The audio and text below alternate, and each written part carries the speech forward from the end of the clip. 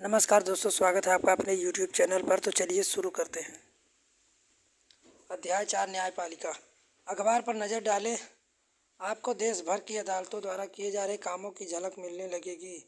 लेकिन क्या आप बता सकते हैं कि हमें इन अदालतों की ज़रूरत क्यों पड़ती है? जैसा कि आप कायदों में पढ़ चुके हैं, हमारे देश में कानून का शासन चलता है। इसका मतलब यह है कि सभी कानून सभी लोगों पर समान रूप से लागू होते हैं। जब किसी कानून का उल्लंघन किया जाता है तो एक निश्चित प्रक्रिया अपनाई जाती है। कानून के शासन को लागू करने के लिए हमारे पास एक न्याय व्यवस्था होती है। इस व्यवस्था में बहुत सारी अदालतें हैं जहां नागरिक न्याय के लिए जा सकते हैं। सरकार का अंग होने के नाते न्यायपालिका भी भारतीय लोकतंत्र की व्यवस्था बनाए रखने के लिए अहम भूमिका निभाता है। यह इस भूमिका को केवल इसलिए निभा पाती है क्योंकि यह स्वतंत्र है। स्वतंत्र न्यायपालिका का मतलब यह क्या होता है? क्या आपके आसपास की अदालत और नई दिल्ली में स्थित सर्वोच्च न्यायालय के बीच कोई संबंध है? इस अध्याय में आपको इन सवालों का जवाब मिलेगा।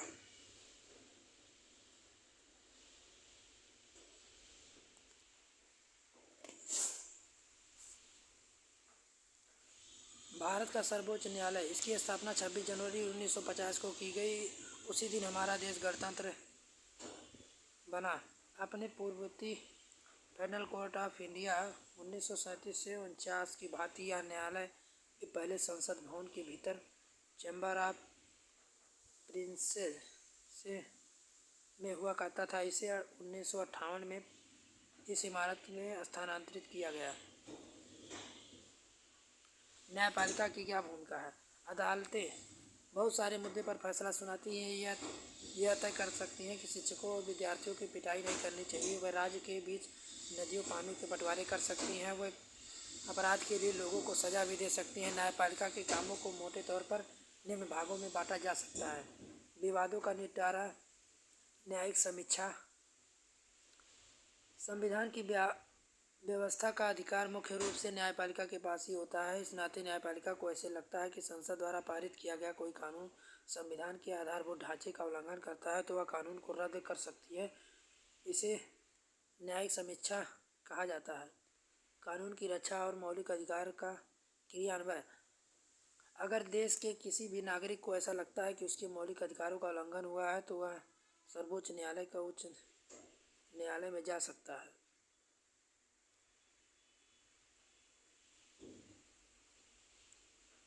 क्या आपको ऐसा लगता है कि इस तरह से न्याय व्यवस्था से आम नागरिक को किसी भी नेता के खिलाफ मुकदमा जीत सकता है? अगर नहीं तो क्यों? स्वतंत्र न्यायपालिका क्या होती है?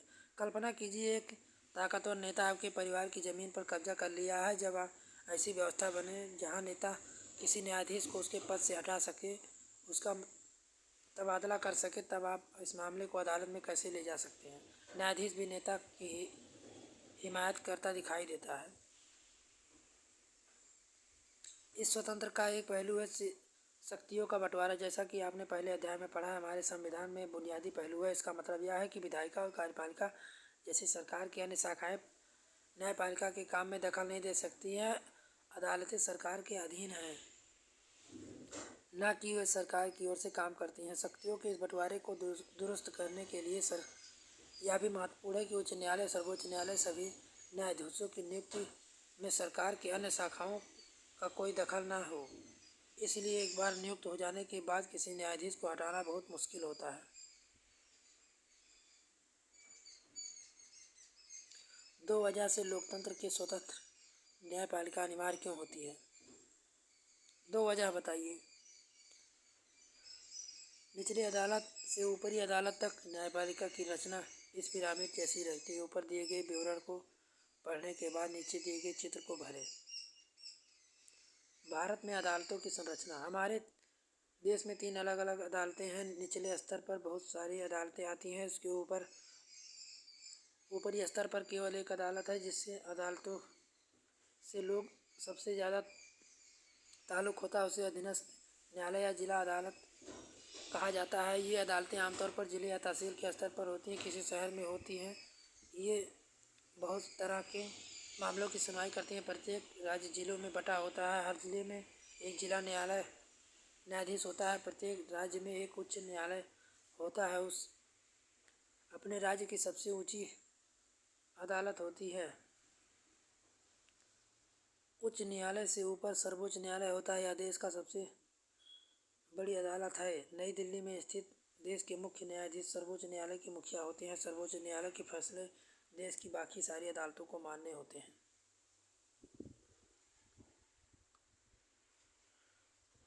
उच्च न्यायालय की स्थापना सबसे पहले 1862 में कलकत्ता, बॉम्बे, मद्रास की नई 3 प्रेसिडेंट शहर में हुई।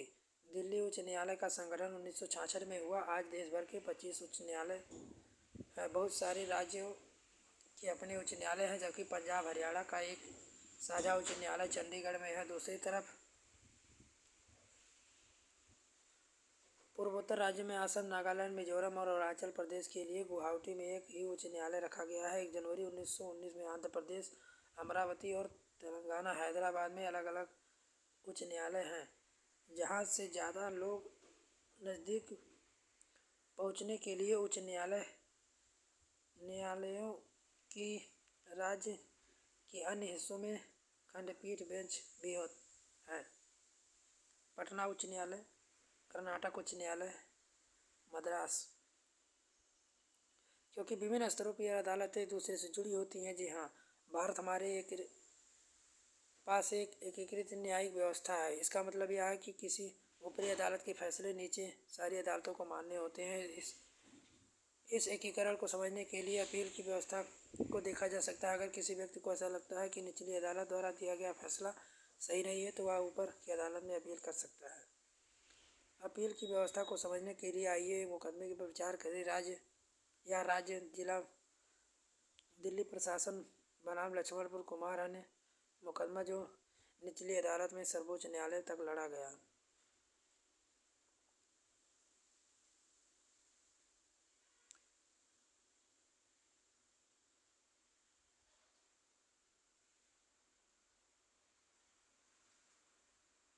नामचीन दक्षिण सिक्किम में जिला अदालत,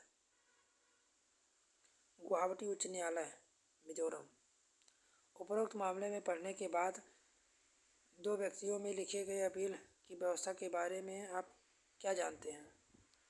अधीनस्थ अदालतों में कई अलग अलग नामों से संबोधन किया जाता है। उन्हें ट्रायल कोर्ट या जिला न्यायालय, अतिरिक्त सत्र न्यायाधीश, प्रधान न्यायिक मजिस्ट्रेट, मेट्रोपॉलिटन मजिस्ट्रेट, सिविल जज न्यायालय आदि नामों से बुलाया जाता है।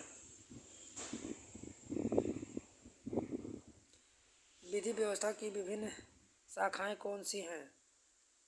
दहेज हत्या यह मामला समाज के विरुद्ध अपराध की श्रेणी में आता है। यह आपराधिक फौजदारी कानून का उल्लंघन है। फौजदारी कानून के अलावा हमारी विधि व्यवस्था दीवानी कानून, सिविल लॉ से संबंधित मामलों की भी देखती है। फौजदारी और दीवानी कानूनों के बीच फ़र्क को समझने के लिए नीचे दी गई तालिका को देखें।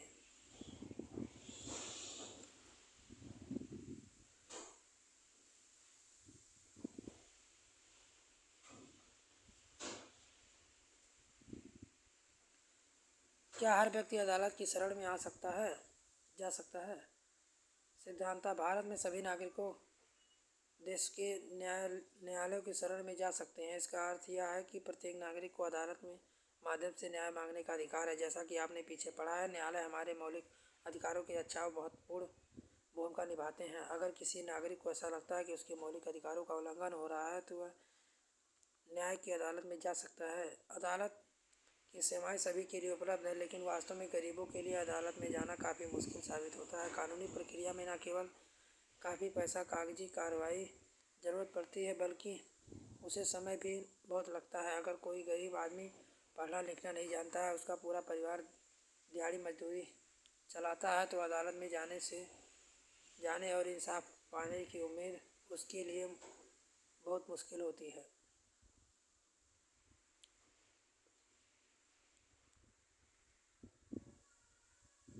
चित्र वर्ष 2001 राजस्थान और उड़ीसा में पड़े सूखे की वजह से लाखों लोग आमने सामने भोजन का भारी अभाव पैदा हो गया था।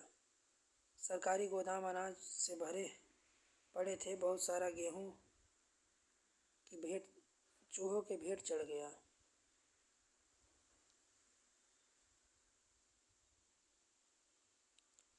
आम आदमी के लिए अदालत तक पहुंचना, न्याय तक पहुंचना होता है। अदालतें नागरिकों के मौलिक अधिकारों की व्यवस्था व्याख्या में एक अहम भूमिका निभाती हैं। जैसा कि आपने उपरोक्त उदाहरण में देखा है, अदालत में ही संविधान के अनुच्छेद 21 की व्याख्या करने के बाद ही कहा गया है जीवन के अधिकार में भोजन का अधिकार है शामिल होता है। इसलिए अदालत राज्य को आदेश दिया कि दोपहर को भोजन योजना मिड डे मील सभी लोगों को भोजन मुहैया कराने की आवश्यक कदम उठाएं। लेकिन अदालत कुछ फैसले ऐसे भी करते हैं जिन्हें आम आदमी के लिए नुकसानदेह मानते हैं। उदाहरण के लिए गरीबों के आवास अधिकार जैसे मुद्दे पर काम करने वाले कार्यकर्ताओं का मानना है कि झोपड़ियाँ बेदखल करने के बारे में अदालत द्वारा दिए गए हाल के पुराने फैसले के विरुद्ध है। हाल में फैसला जोगी वासियों को शहर में घुसपैठियों की तरह देखा जाता है।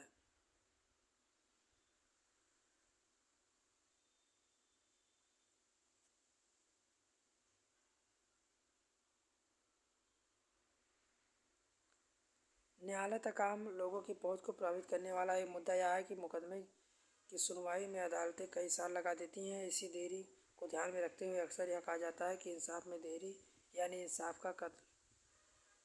इसके बावजूद इस बात से इनकार नहीं किया जा सकता कि लोकतांत्रिक भारत में न्यायपालिका ने एक महत्वपूर्ण भूमिका निभाई है। न्यायपालिका ने कार्यपालिका विधायिका की शक्तियों पर अंकुश लगाया और नागरिकों के अधिकारों की रक्षा की है। संविधान सभा के सदस्यों ने एक ऐसे नागरिकों न्यायालय का बिल्कुल सही सामना देखा है, पूरी तरह स्वतंत्र हो या हमारे लोकतंत्र का एक बुनियादी पहलू है। इस चित्र में 22 मई 1987 को मारे गए हाशिमपुरा में 43 मुसलमानों के कुछ परिवारजन दिखाई दे रहे हैं। ये परिवार पिछले 31 साल से न्याय के लिए संघर्ष किए।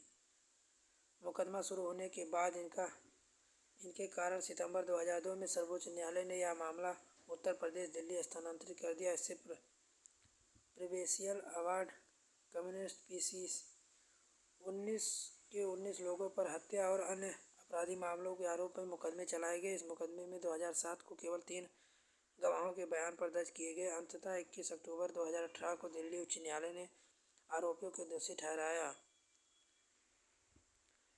24 मई 2007 को प्रेस क्लब लखनऊ में लिखा गया फोटो। न्यायाधीशों की कमी से मुकदमा कराने वाले को न्याय मिलने में होने वाले प्रभाव की चर्चा करें।